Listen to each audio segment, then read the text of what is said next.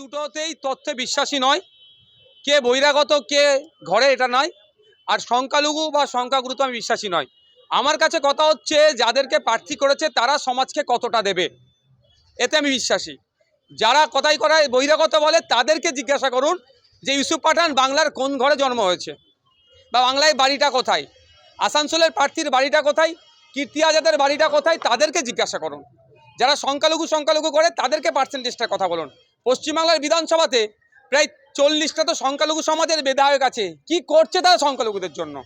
18টা তো এসটি সমাজের বিধায়ক আছে, তারা এসটি ভাইদের জন্য কি করছে? 60-এর অধিক তো এসসি সমাজের বিধায়ক আছে, তারা কি করছে? সুতরাং আমি তো সংখ্যা বা তথ্যে বিশ্বাসী নয়। আমার কাছে হচ্ছে কাজের মানুষকে কটা দিল, সমাজের জন্য কি করবে, তাদের অবদান কি ছিল সমাজের জন্য, এটা দেখা উচিত ছিল। সেটা মমতা ব্যানার্জি দেখেনি। শুধুমাত্র তার জয়ধ্বনি গাইবেন, মমতা দিদি জিন্দাবাদ, অভিষেক দিদি দাদা জিন্দাবাদ, যারাই বলতে পারবে তাদেরকেই প্রার্থী দেওয়ার কথা বলছেন। ওই ভদ্রমহিলা যে শিবলিঙ্গ নিয়ে বাজে মন্তব্য করেছেন, উনি ধর্মকে আঘাত করতে ছাড়েনি, আর নওশাদ সিদ্দিকীকে আইএসএফকে আঘাত করবে না?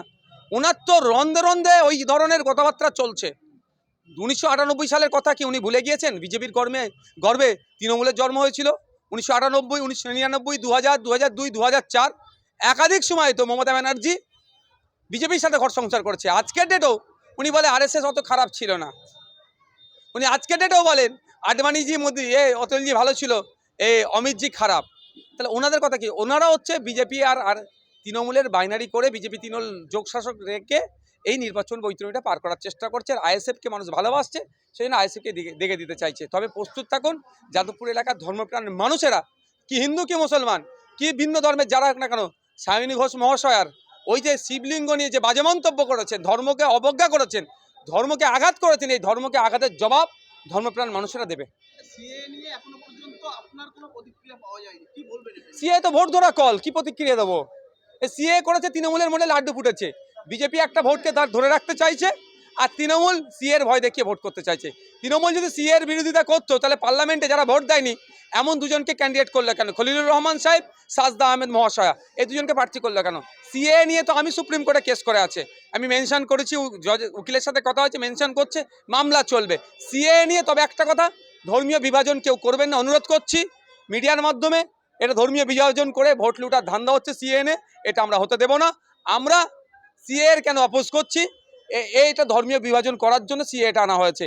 এর বিরুদ্ধে মাঠে ময়দানে গণতান্ত্রিক প্রক্রিয়ায় যেমন লড়াই করব, সাথে সাথে আইনের লড়াইও নওশাদ সিদ্দিকী করছে।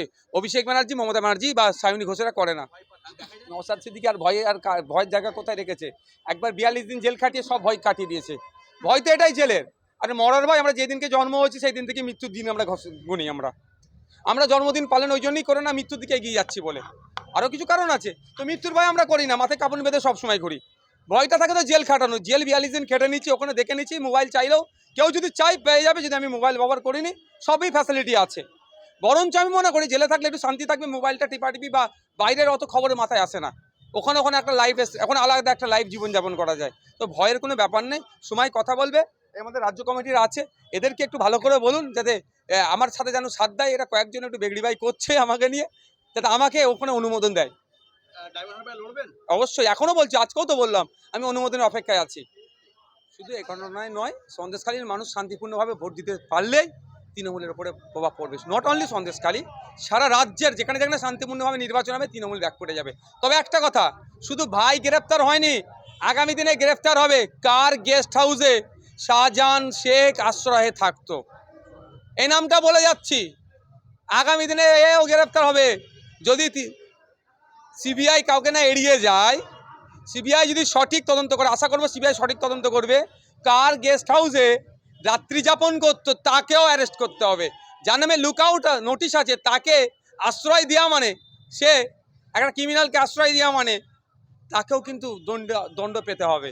সময় থাকুক, আসতে চলেছে, তারও বুঝে নেওয়া হবে। একটা লাস্ট প্রশ্ন, দেখা যাচ্ছে বসিরহাট লোকসভা কেন্দ্রে তৃণমূল প্রার্থী করেছে হাজী শেখ নুরুল ইসলাম, কতটা ফ্যাক্টর হাজী শেখ নুরুল ইসলাম? দেখুন, আমরা রাজনীতির ময়দানে প্রতিটা প্রতিপক্ষকেই আমরা শক্তিশালী প্রতিপক্ষ মনে করি। হাজী নুরুল ইসলামকে যতটাই শক্তিশালী মনে করব, বিজেপির যে থাকবে তাকেও মনে করব, আরও কেউ যদি দিতে ইচ্ছা করে তাকেও মনে করব। তবে আমরা যেই সামনে বেটলি আসছেন, কি শোয়েব আখতার আসছেন, কি জাহির খান আসছেন, আমরা ভাববো না। আমরা ব্যাট নিয়ে দাঁড়িয়েছি, ছক্কা মারতে হবে, বাউন্ডারির বাইরে নয়, স্টেডিয়ামের বাইরে ফেলবো। বসিরহাটে কি আইএসএফ প্রার্থী হচ্ছে? অবশ্যই 100%। বিজেপির আইটি সেলের অমিত মালব্য বলেছে শেখ শাহজাহানের থেকে বেশি দোষী হচ্ছে হাজী শেখ নুরুল ইসলাম, দাঙ্গার মাস্টার মাইন্ড। এটা কি? দেখুন, ওরা যদি কেউ অন্যায় করে থাকে এখনো বাইরে রেখেছে কেন? অমিত মালভিয়াজিকে বলুন, যদি অন্যায় করে থাকে এখনো বাইরে রেখেছেন কেন? ভোটটা ঠিকঠাক করে পাওয়ার জন্য ওনার নামে বদনাম করে এ ধরনের বলে লাভ হবে না, মানুষ ভোট দেবে। Thank you.